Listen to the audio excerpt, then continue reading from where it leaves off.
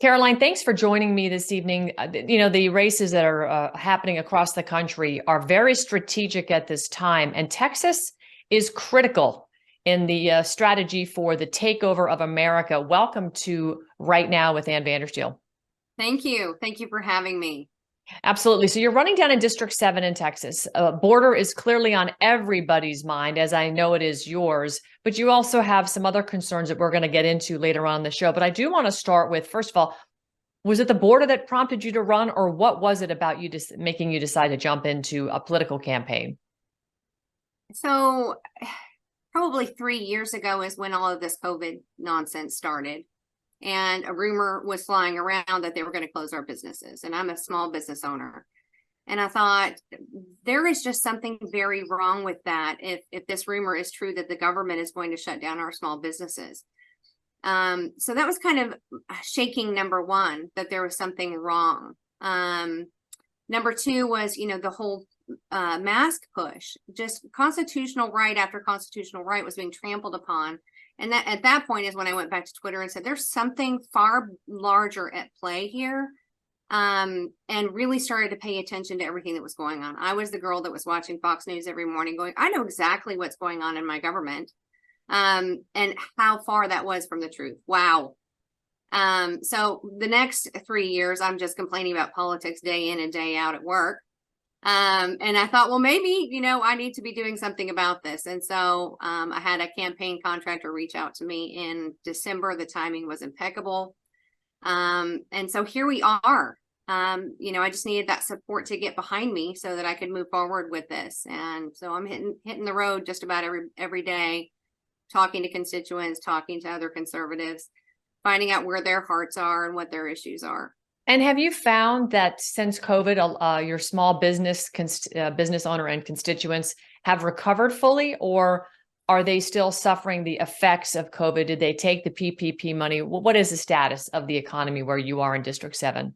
So many, if you're a small business owner, the PPP was just about guaranteed, but it was a Band-Aid. As you know, it wasn't any kind of a long-term solution for very real issues that came out of this whole pandemic. Nothing is the same. I think everybody says that on a daily basis. I wish that everything would just go back to normal, and it is far from normal. Nobody's 401ks are the same. Revenues are down.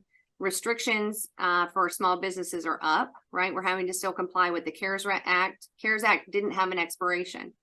So we're still having to deal with evictions. What I do is property management. And giving a 30-day notice, even if the contract calls for a 1-day notice or a 3-day notice to vacate, we have to wait a full 30 days, which puts us way behind on our operations.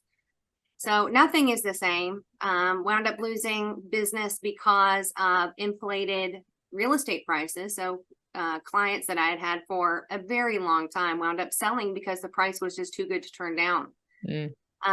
So things that I never could have predicted. I've been through some rough spots before. This fallout of the secondary mortgage market in 2008. Didn't see that coming at all. And if you had asked me what I thought the repercussions for my business would be, I would have thought, well, that's a whole different industry, right? You're talking about single family loans for the most part. I'm not going to be affected. And within a single quarter, occupancies dropped 10%. And it was delinquencies with COVID. So it's really the same net effect as you're collecting less money. So here I am. I'm just fighting for the everyday American, everyday small business owner, fighting for our freedoms. This government is off the rails. They were assigned something like 6 duties with the Constitution and have given themselves now nearly 1,000 duties and are interfering in our daily lives every day in and day out, selling us licenses, fees, and permits, and managing us into the grave. Yeah. Well, they are managing us into the grave. And in fact, part of that management crisis is the crisis at the border. And in fact, what we are learning now and what President Trump has even uttered is he's talking about 15 million illegals having already come across the border at this time, which is unprecedented.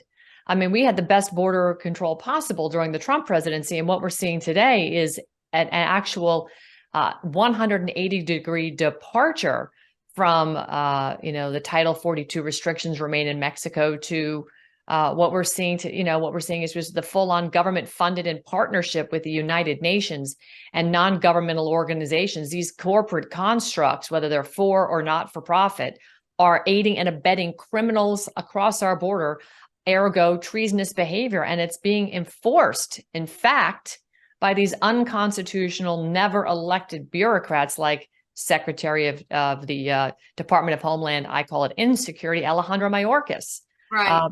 I just is the crisis in Texas being felt by everybody? Are people in Texas in your district concerned at this point about the border?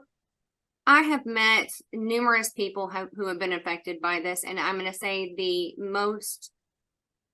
Are you still there? I'm sorry. Yeah, I'm still here. Okay. I'm going to say that the most prevalent thing that I'm hearing is fentanyl deaths. There have been numerous people that I have met that are affected, have lost people. And it's very scary. Enough fentanyl came across our border last year to kill every single man, woman, and child in the United States. It's just insane. Yeah. And our tax dollars are funding these border crossings, paying for the hotels once they get here, giving them cell phones. We have the Red Cross, which is partially funded by taxpayers through the DHS and FEMA, explaining to these people via a map on how to get here and what the resources are that are available once they get here. And Right. they're not telling them, hey, make sure that you bring your inhaler if you're asthmatic, but Yeah. make sure you bring your contraceptive, because you are going to get raped dozens of times on your way to the United States. Yeah, it's true. So it's I want to call your attention to something that was reported by Christy Hutcherson. She's with Women Fighting for America. This is just a quick reel on my Instagram that got a lot of play. I think it's had over 1 million views, and we've had a lot of comments about it. But it's regarding a facility that was stood up in the dark of night in Eagle Pass, Texas. Take a look at this. Eagle Pass, Texas. And what your audience is looking at right now is a military camp where they are housing and bringing young adult males of fighting age straight off the river on white buses into this facility. Those camps are used to bring in only young adult males. All of the males that you're seeing coming over the border, this is where they're housing them.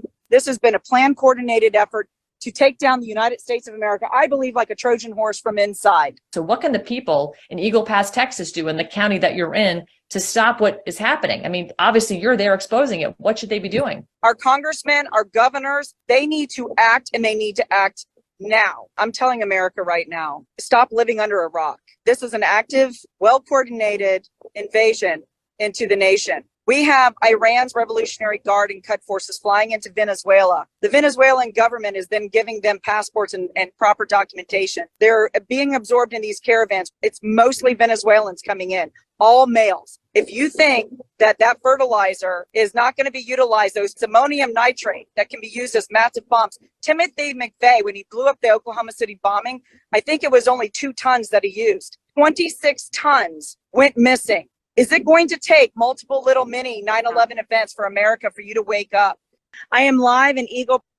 So as you can see, this is a real concern. And this was information that Christy Hutcherson brought forward to the local county sheriff there. They had no idea this facility had been built, and this facility was built along with many others to the tune of a $7.6 billion contract to a good friend of Vice President Kamala Harris, who, as we now know, does not have a valid oath of office on file. So as a congresswoman in District 7, help your constituents understand how you can affect this so this kind of nonsense ends. We have what I would consider, as a mass failure to uphold the Constitution in this country. It seems to be an epidemic. You talked about Mayorkas, and absolutely that is the nail on the head. He is failing, even if he had an oath of office. He does not. Is that correct? Correct. He does not have a valid oath of office on file. He is not protecting our border. And I've seen these things like you just showed, sometimes with UN personnel. Do we even know who is behind these installations? It's hard to wrap my head around, but So let's assume we don't know anything, right? We don't know that the UN is working in concert with the government. They are, but let's assume we don't know anything. This is actually going on right now, and you have armed guards protecting these facilities that are popping up all along the border, and the contracts go directly back to a company that is a good friend of Kamala Harris. So, how are you as a congresswoman going to affect and protect the people and use the Constitution to defend the people from this sort of activity? What is your plan to do this? Because this is, every state's a border state now. These people aren't just staying in Texas. They are being bussed and flown all over the country. Well, it's absolutely outrageous that we have gotten to this point. I think the DHS, which is a product of the Patriot Act, right? We didn't have a DHS prior to that. The number one thing I want to do when I get to Congress is repeal the Patriot Act. Everything about it is unconstitutional. It did nothing for American citizens except for turn them into terrorists. It's a reason to weaponize the government against us, eavesdrop on every little thing that we do. DHS, it has been a problem for 20 years, and it's it's like a pustule that is coming to a head. These folks have got to be held to account or dismantled. The repealing of the Patriot Act would do that, right? It would get rid of the DHS. They would have no further use in the United States. And, we need to find out who is on our soil. Is this actually a foreign military? Because again, that is an invasion, which is essentially what the $5.1 billion that Texas is spending is considering these folks that are crossing the border as terrorists, right? These cartels are terrorists. And they need to be dealt with such. Now we need to get the federal government on board with that to protect our borders from, an invasion and from, terrorists that wish our country harm. Yeah. We have